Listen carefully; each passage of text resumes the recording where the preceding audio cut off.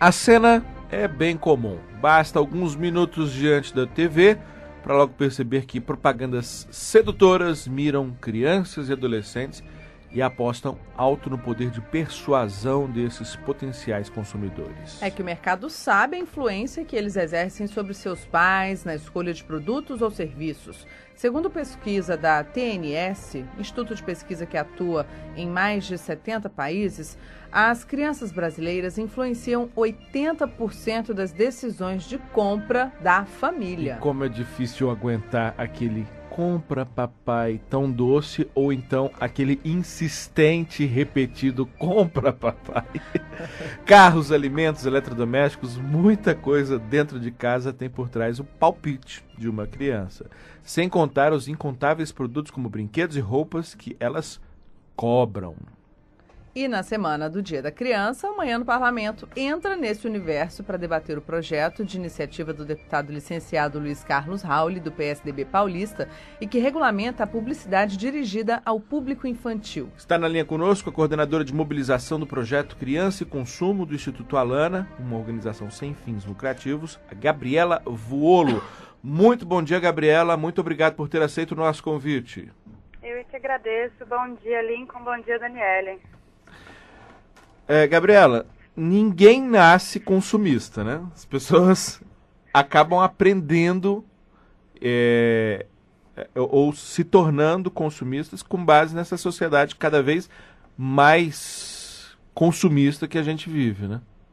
Sem dúvida alguma, né? Isso é uma questão de exemplo e também porque as crianças nascem já inseridas numa sociedade de consumo, né? Então, sem dúvida alguma, é muito difícil não se tornar consumista. Isso é o que a gente tem que buscar é estar inserido numa sociedade de consumo e não numa sociedade consumista, porque tem uma diferença aí que é o exagero. Sim, uma diferença gigantesca, né? E é isso que precisa ficar claro cada vez mais na cabeça das pessoas. Agora, toda vez que se fala em regulamentar algo relativo à comunicação, aparece alguém chamando isso de censura. É bom até lembrar que há regulamentação, inclusive regulamentação muito restritiva, em países muito democráticos, em democracias muito avançadas, que ninguém às vezes se lembra desses argumentos, né? Eu te pergunto, a forma como a publicidade hoje está regulada por um Conselho Nacional de Autorregulamentação não tem sido suficiente, então, para dar conta dessas dificuldades que nós encontramos no dia a dia como pais?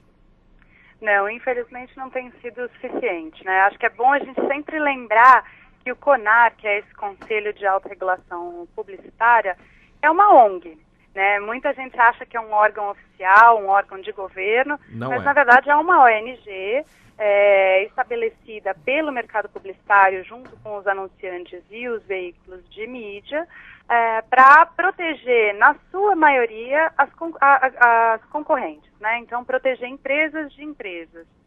No que se refere à proteção dos consumidores, a gente tem visto uma grande ineficiência do CONAR, né? O projeto Criança e Consumo fez uma denúncia para o CONAR agora no primeiro semestre, se não me engano foi em abril, sobre um caso de um lanche que era vendido com brinquedo e estava sendo anunciado no trailer de um filme. E além de ter arquivado essa denúncia, o CONAR debochou do Instituto Alana, do projeto Criança e Consumo, nos chamou de bruxa Alana, disse que a gente odiava as criancinhas, que no Brasil a obesidade não é um problema. Então o que a gente tem visto é um grande deboche desse conselho para com a sociedade no que diz respeito a proteger os consumidores e principalmente proteger a infância. Agora, Gabriela, o problema está só nas propagandas, nessas propagandas de televisão, nos trailers de filmes, ou há outras formas de persuasão e de incitação ao consumo para as crianças? Não, sem dúvida alguma é uma coisa muito mais complexa, né? Tanto é que a gente usa um termo que parece um palavrão, porque é comunicação mercadológica, é um termo enorme, mas porque se refere a muito mais do que a publicidade na televisão ou nos trailers dos filmes, né? Então hoje a gente vê muito merchandising inserido em programas de entretenimento para criança, inclusive teve uma notícia ontem de que o DPDC multou um canal de televisão por causa de merchandising. Tem muita inserção de comunicação de mercado no ponto de venda, né? Então a gente já sabe que os produtos para chamar a atenção das crianças no supermercado, por exemplo, estão nas prateleiras mais baixas, que é justamente para que elas enxerguem e possam alcançar. Isso é um problema, isso é um problema. Pois é.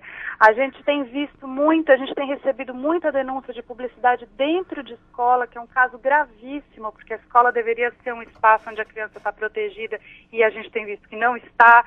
Então a comunicação mercadológica é muito mais do que a publicidade na TV.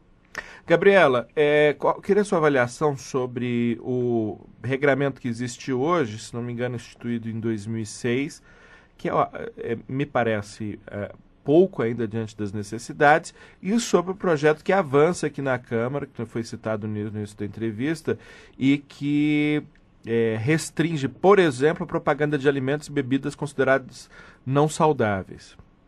Exato.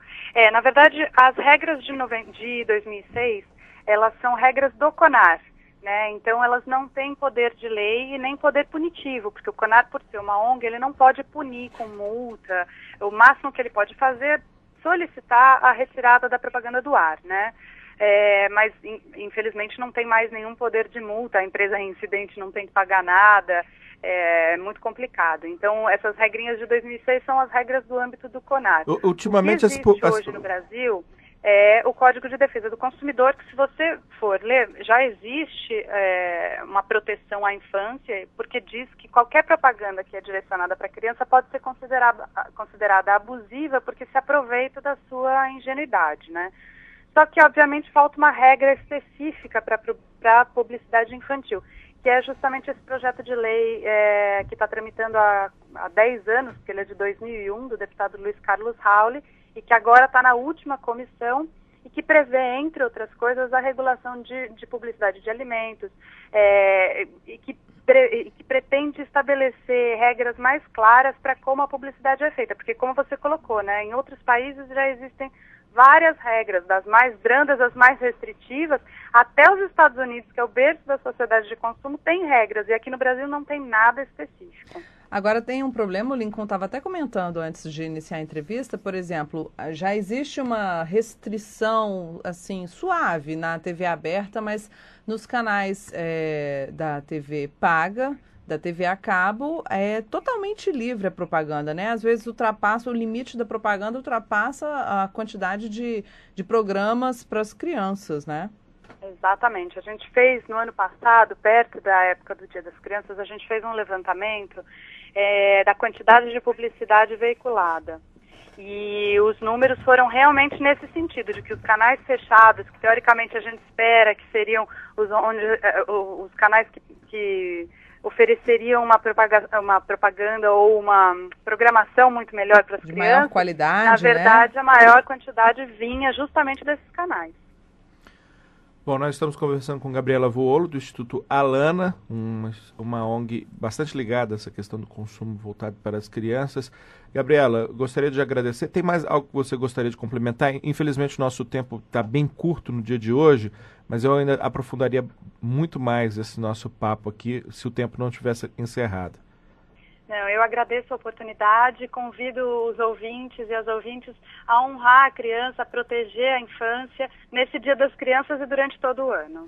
E é bom deixar claro que não se quer proibir a propaganda de forma que se sufoquem as empresas de comunicação, e sim exigir que a propaganda seja feita de maneira decente, o que vai continuar mantendo esse fluxo de recursos para as empresas, não é?